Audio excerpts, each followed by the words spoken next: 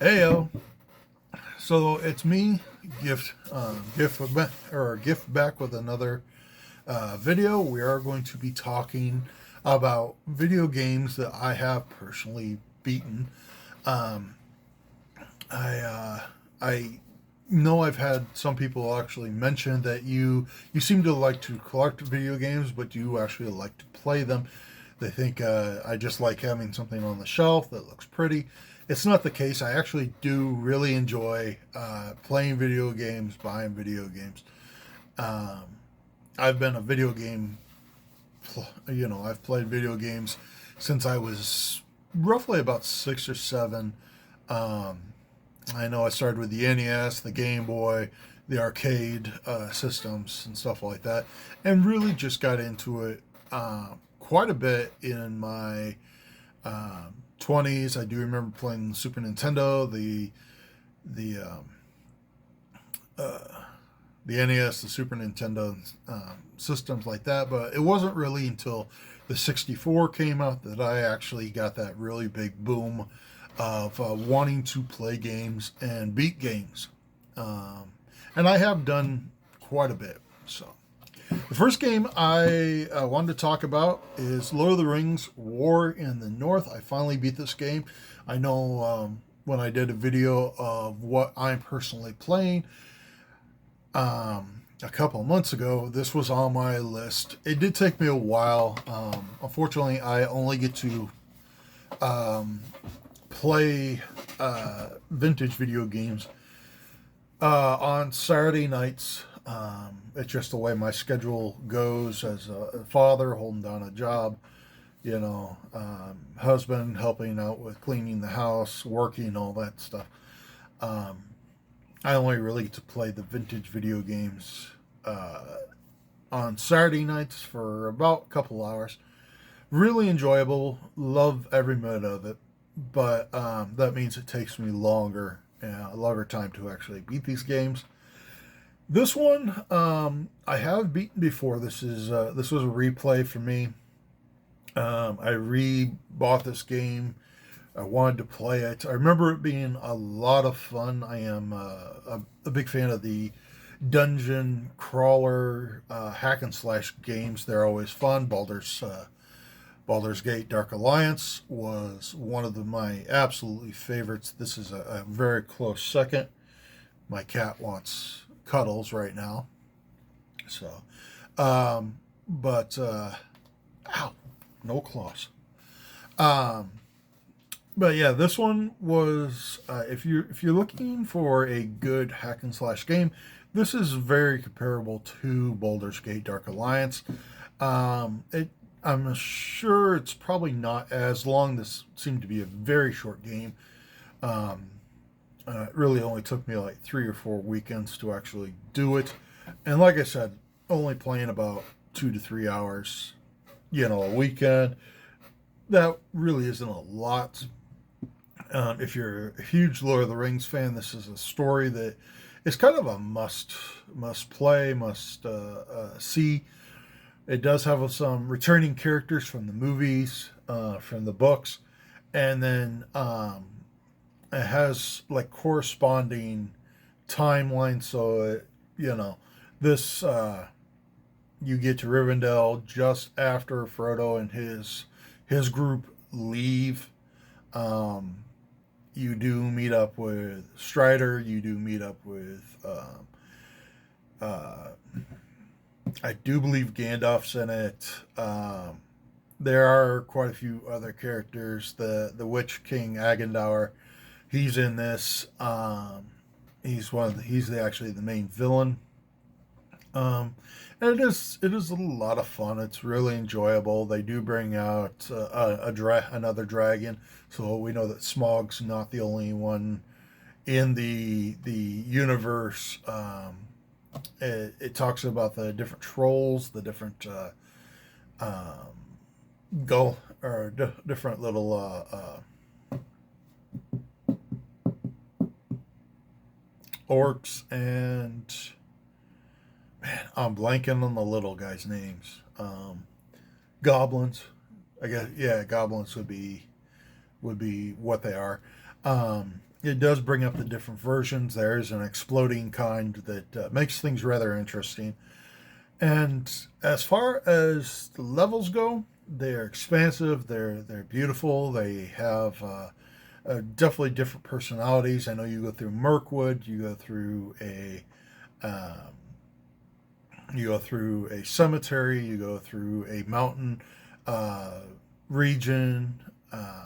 Actually, you go through several mountain regions, and they're well constructed, well visible. Yes, you are collecting materials and all that. You can either go really advanced and create your own um, weapons and all that, or you can actually just kind of stick with what they gave you, which is what I personally did. I did not feel that it took away from the value of the game. Really a fun game. You start with three characters: a human ranger, a dwarf shield guard, and a elven healer, and all that. So the way you fight and all that is really different in many ways, but in truth, you're not just standing there hacking and slashing through countless of enemies. You actually have to use like strategic, um, long range weapons. You have to work on certain enemies different ways. And I will say in this game, the NPC players, NPC characters, did not feel like a burden.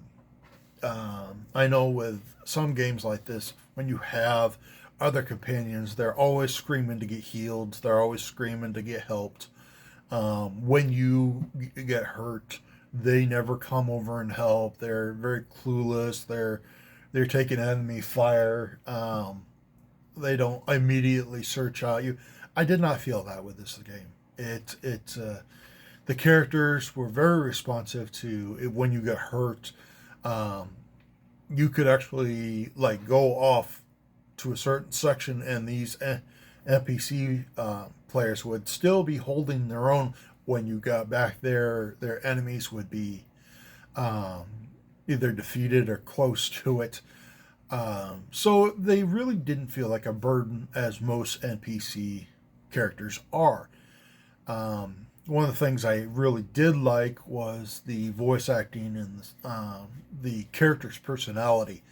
Uh, when they had to re-heal you or something like that, they always had like a snide comment, like just like a dwarf to always spend so much time on the ground, or I thought you elves had long lives and all that. So it was kind of they were mocking you for getting hurt and they had to come rescue you. It's like, hey, I thought you were good at fighting or something like that. It was enjoyable.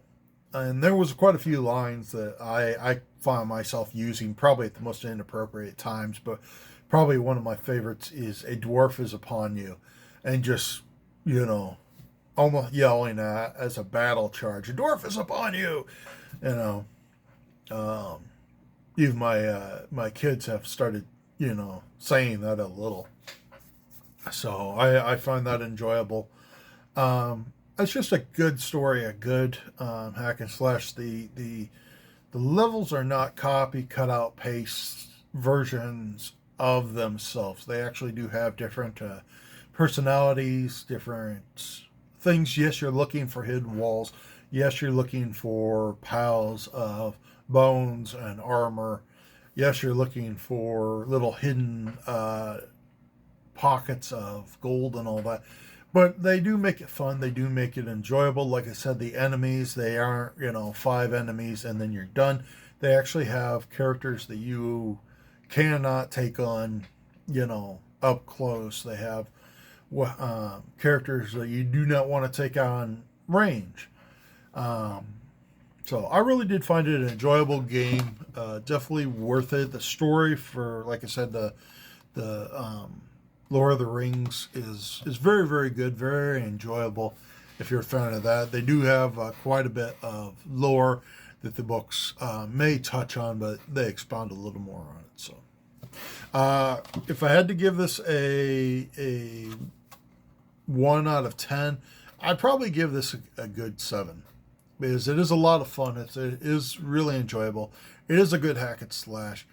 And yeah, like I said, if you're a Lord of the Rings fan, it's a kind of a must play. This is actually a pretty decently cheap game. If I remember right, this was less than $20. I think it was like more in the $12 to $15 range. So it's decently hard to find. I know for a long period of time I did not find it anywhere in any of the stores that were in my area. I did end up ordering this on eBay, but totally worth it. A lot of fun, very enjoyable, worth every minute of gameplay. Definitely check it out. Definitely worth it. So, well, guys, that is it. This will be a new series. I don't know how many I'm going to pop out. Depends on how much game playing I get done, which games I pick to play. I know I'm working on one right now that actually seems like I should be done rarely pretty soon, probably in the next 2 weeks. I do plan on playing a little tonight, but this looks like a lot of fun, really enjoyable, and can't wait to share that one with you guys as well. So, as always, guys, keep on playing, keep on collecting, keep on being gamers, and I'll talk to you guys later. Bye.